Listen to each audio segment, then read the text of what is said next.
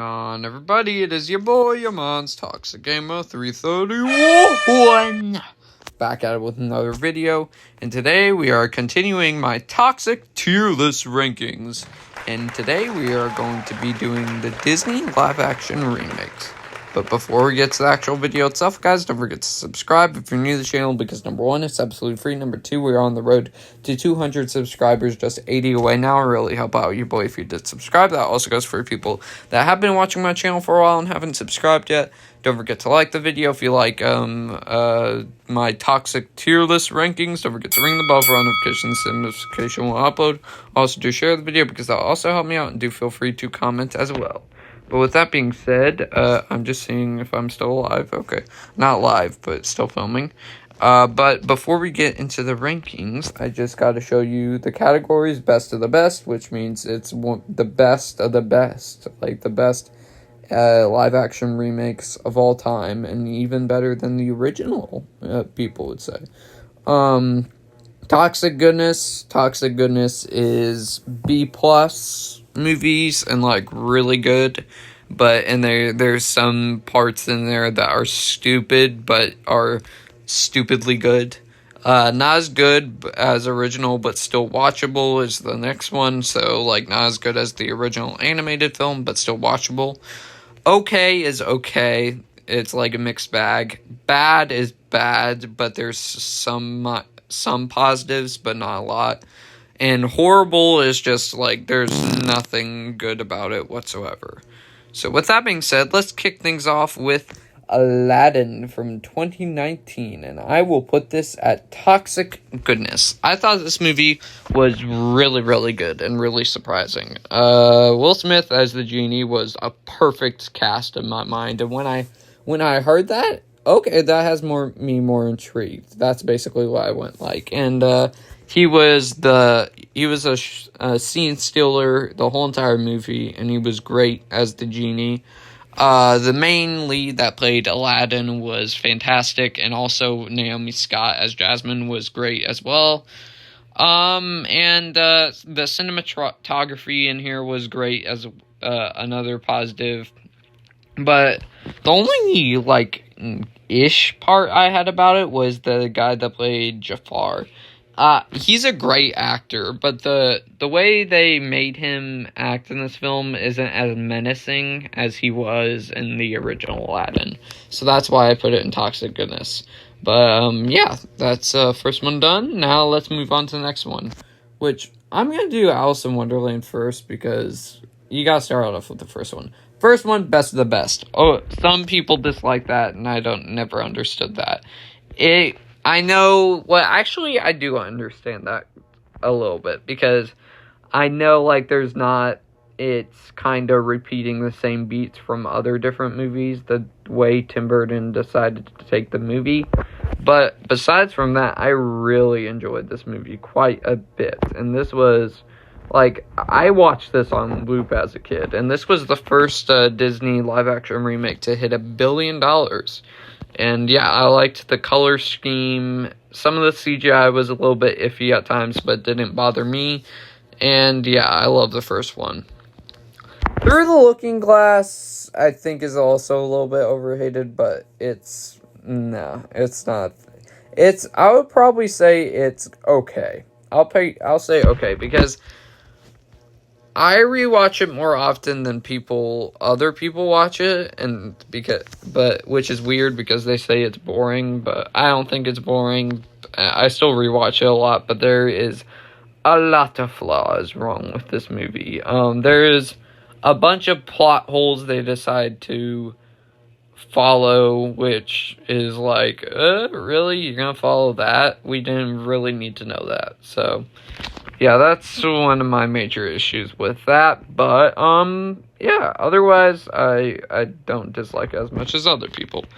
The Little Mermaid, which I just watched today, and The Little Mermaid is a best of the best. Yeah, best of the best, because the music is the best part of the movie, 100%. I can't wait to get the soundtrack thing and blast that off, and when I have a car, I'll have that. And yeah, the music was a a great addition to the film. All the songs are quite hit. I think all of them are great. The main actress that played Ariel was phenomenal in this movie. There's most of the negatives I have are mixed. They're not negatives. They're mixed. And like they're the way they used Melissa McCarthy as Ursula was good, but there were some parts that like you could see you could hear the Melissa McCarthy isms, but it didn't take away from the Ursula bit. So that's another positive. The Sebastian, I thought was going to bother me because the way he looked in the trailers, but as the movie went on, I didn't really pay attention to it that much, and I really liked the main dude as Sebastian. And the way they made Flounder look, man, it's weird looking, but the actor that voiced him was fine. It's just weird how they used him. So, yeah, Little Mermaid was one of the best, for sure. Beauty and the Beast. Beauty and the Beast. Da, da, da, da, da, da, da, da. Okay, I'm gonna stop now.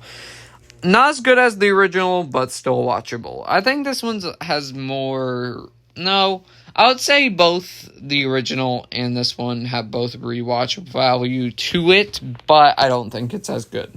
There's...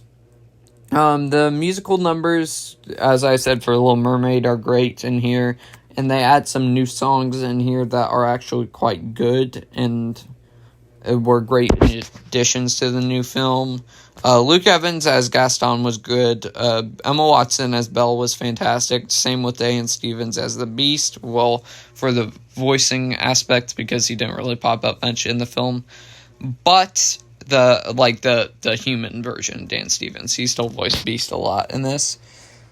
But some of the CGI isn't really that good. I mean, I would say it's definitely better than the first Alice in Wonderland, but some of it's not good. And then also they added some weird decisions in there, like they time travel or whatever. And yeah, I think it's still watchable though. Christopher Robin! I was trying to do Winnie the Pooh. It turned up British accent, but whatever. Toxic Goodness. I watched this around 2018 and really enjoyed it. And I think the CGI they chose for the stuffed animals were good picks. And I really liked how they chose Ewan McGregor as Christopher Robin. I think that was a smart choice. They do They do repeat the same trope. Not like, it's a small trope, but they repeated the trope where basically the old guy has to accidentally goes back to meet his old friends and basically reconnects with them. But otherwise, I would say it's a very cute movie. Definitely check it out. Cinderella, Nangeli, I forgot the rest of the song. Best of the best. Kenneth Branagh killed directing this movie, meaning in a good way. He was a great choice. The cinematography in this movie is amazing. The acting performances are great with Cate Blanchett as Lady Tremaine, and also the main actress that played Cinderella. I forgot what her name was, but she was phenomenal. And also the prince in here was great, and I liked how it focused on the prince an equal amount too, so you actually kind of like him the way you're supposed to. And like the original, you like him, but you don't really get much reason why you like him, if that makes sense. And this one, they fleshed it out quite a bit, and he has a similar background to Cinderella, and you feel bad for both of them and realize that they're a perfect match for both of them. And that was great. Cruella de Vil. I'm gonna be singing all day. We're gonna put it at Toxic Goodness. This is actually a prequel technically, but then again, I didn't create this tier list. I was just doing it for fun. Emma Watson should have got an Oscar nomination or like some sort of reward for her performance as Cruella de Vil. She was amazing in this, and there was a bunch of great. There was a bunch of funny casting people as the characters, and they did good as well. But besides from that, they have the reason why Cruella decided to become Cruella de Vil and hunt down dogs was kind of like, okay, we're going with that way, I guess. And the villain wasn't that really strong, to be honest. So, yeah, I thought it was definitely not a whole lot of people went to see it because 2020, but I think that's still good. Dumbo, I'm gonna put it in okay. They take some weird directions with the story compared to the original Dumbo, and they add a little bit too much different details in there and makes it a bit too long, because the first Dumbo was like an hour long or something close to that, and this one it's like almost 2 hours long, and I didn't think it needed to be that long. But sorry guys. I do like Danny DeVito as the ringmaster in this, and I like the dark kind of style to it, like not depressing dark, but the literal dark. I kind of liked that in this, and I thought Michael Keaton was a decent villain. I didn't just like it that much. The Jungle Book from 2016. I'm gonna put this one. We know where it's all going. The best of the best. For the best Disney live-action remake, hands down. This might shock some of you that haven't heard this yet, but this whole entire movie was shot on a soundstage with Mowgli, the actor, just being the only real thing that isn't CGI in this, which blows your mind away. There's a bunch of great voice acting performances in here from Scarlett Johansson as Kaa. Christopher Walken as Louis was great. Who else? Ben Kingsley as what's his name? Ben Kingsley as Bagheera, right? Bagheera, I think. And Idris Elba was intimidating as all heck as Shere Khan, and Bill Murray as Baloo was also great, and this movie deserves to go into the best of the best category, and it's probably up there from one of my favorite Disney movies as well. Lady and the Tramp, I'm gonna put it in the okay tier. There's cute moments. This was straight to Disney Plus special, and it came around COVID, so they didn't really do anything much, but yeah, I thought it was okay. I would have to rewatch it again. Lion King, I would put it in the bad tier, but I think the cinematography is beautiful, and most of the music's quite good, except for the Be Prepared song. I don't think it's as great as the original, so yeah, that's why it goes there. The cinematography is amazing. The CGI for the animals is quite good, but it feels weird that they do fully CGI. And yeah, it just is a beat for beat remake of the original, which just watch the original instead, because this one is not as good as compared to that. Maleficent, Mistress of Evil. Bad. And might as well, the first Maleficent goes into toxic goodness, because there was no need for a sequel to the first Maleficent in the first place, because I thought the first one was a unique take, and it had interesting backstory to her, and you feel super bad for her, but for this one, it's just weird. And I bet you in the comments, answer this. Did you even know or remember that Maleficent did even have a sequel? Because I never did. We got the 4K, a long time ago when it came out on 4K, and we never watched it. And then literally like 2 years afterwards, I looked at the family collection, and I saw Maleficent Mistress of Evil. What? That's a sequel? I didn't even realize because I forgot even came out. So there you go. Mulan, I'm going to put it at bad, but at the top of bad. I know that you gotta stay true to the Chinese culture, but man, you couldn't. Why you have to get rid of Mushu and the freaking the singing? Because that was the best part of the original, and they just took it away and made it a generic action movie for all the fans. And yep, it turned out flopping face first on the ground.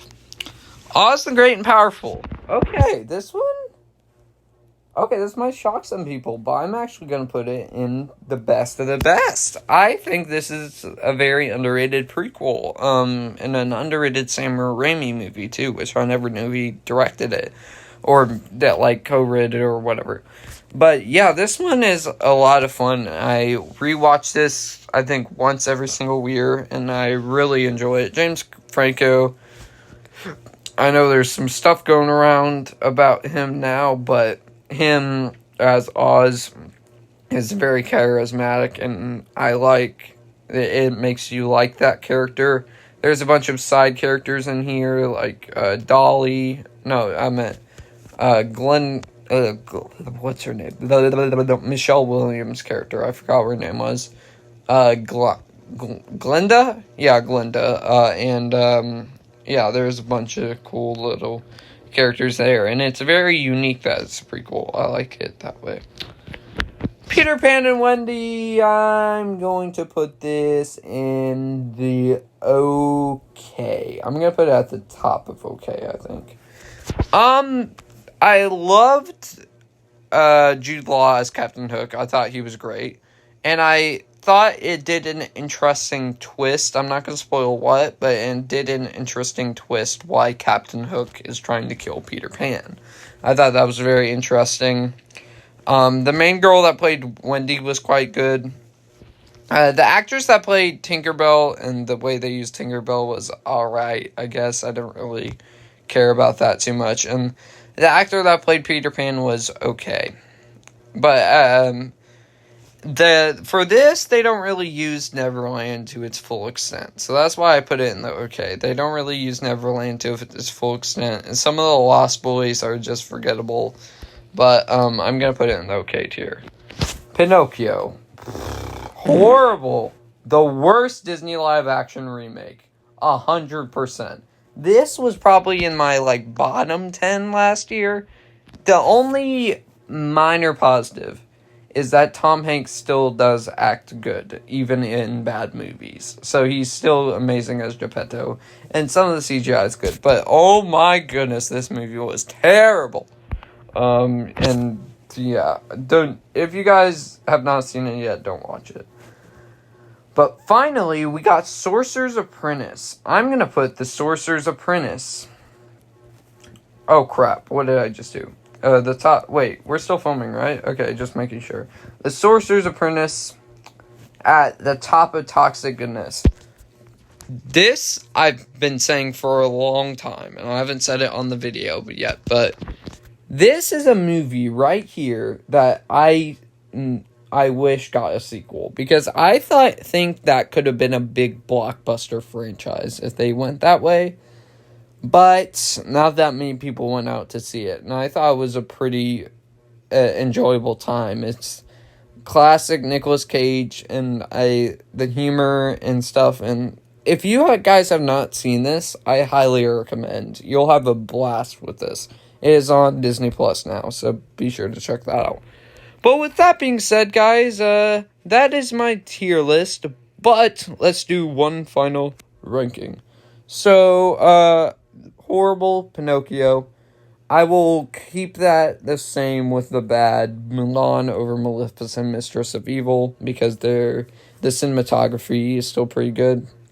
Now the okay tier, I'm going to keep Peter Pan and Wendy at the top. Then I'm gonna move Lady and the Tramp can go to the top. Then Peter Pan and Wendy. Then I'm gonna say Alice Through the Looking Glass over Dumbo. And then, yeah, I like that right there. Not Beauty and the Beast and not as good as the original, but still watchable. Maleficent, I will keep there. No, wait. I will put Christopher Robin at the bottom. Then I'm going to put Maleficent, then Cruella, then Aladdin, then Sorcerer's Apprentice. I like that. Jungle Book at number 1, followed by Cinderella, then A Little Mermaid, then Alice in Wonderland, then Oz the Great and Powerful. But hopefully you guys enjoyed this tier list as much as I did, because this one was really fun. But before we get into the actual video itself, guys, don't forget to subscribe if you're new to the channel, because number 1, it's absolutely free. Number 2, we are on the road to 200 subscribers, just 80 away now. Really help out your boy if you did subscribe. That also goes for people that have been watching my channel for a while and haven't subscribed yet. Please do so. Don't forget to like the video if you like my toxic tier list rankings. Oh yeah. Don't forget to ring the bell for all notifications so notification will upload. Also do share the video because that also helped me out. And do feel free to comment if you disagreed with me or agree with me, or you just want to write down your whole entire tier list. Do be sure to do so in the comments. But that being said, guys, I'll see you in the next one, everybody. Peace out.